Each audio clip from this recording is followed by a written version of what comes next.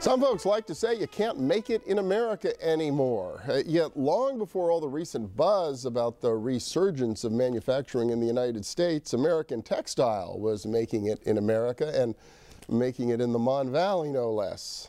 Lance Ruttenberg has just taken over as the company's president and CEO and joins us today on our Region's Business. Welcome. Good to have you here. Thank you for having me. Yeah, congratulations. Thank you. Yeah, we should say this is a long-term family business, right? Goes back to your grandparents? It does, in fact. My grandfather and his 4 brothers had the original patent on the ironing board patent cover set. The ironing board cover.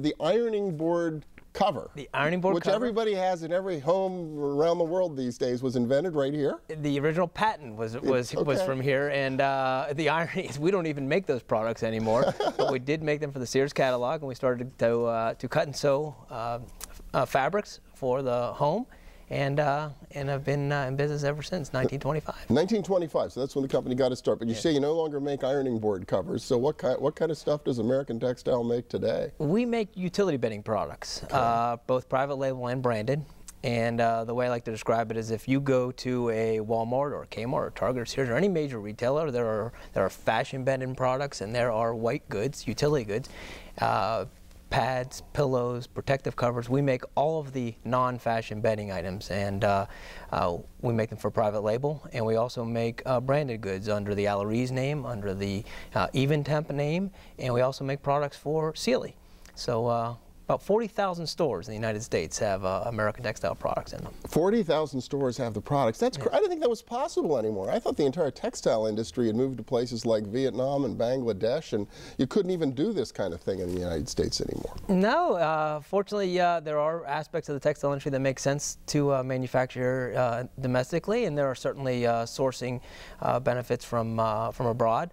What we do here in the United States is our filled article business. We take polyester fibers and insert it into shells in Pittsburgh, and Tifton, Georgia, and Dallas, Texas, and in Salt Lake City.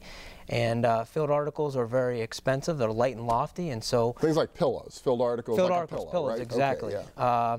Well, really can't ship more than 600 miles before they become freight inefficient, and so we need to do that work in the United States because of the freight component that makes it really impossible to bring those items in as finished goods from anywhere else. So that's why you have the operations across different parts of the United States, because you're stuffing the pillows or the filled articles in these different locations to cover the whole country. That's exactly right. That's exactly right.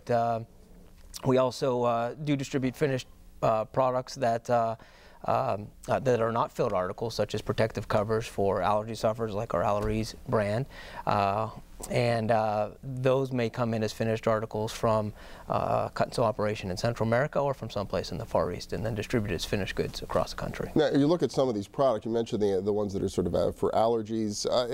Are there many companies doing this kind of thing in the United States anymore? There are, we absolutely have competition, but we are the largest particularly in the encasement business. We're the largest supplier, and some of the filled articles might be in the second or third slot.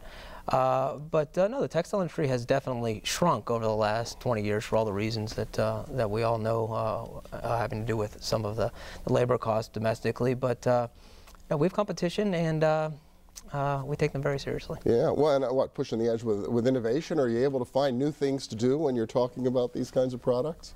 Without a doubt. I mean, innovation is a very important part of our strategy.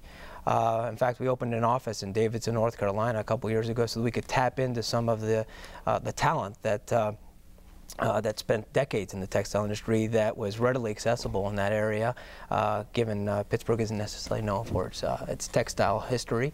And that team of people down there is really charged with finding unmet consumer needs, whether it is in temperature regulation when you sleep, or whether it's in allergen barrier protection. So you have like this even temp, right? So these are queen size sheets, it looks like. So how do you do temperature regulation with a sheet?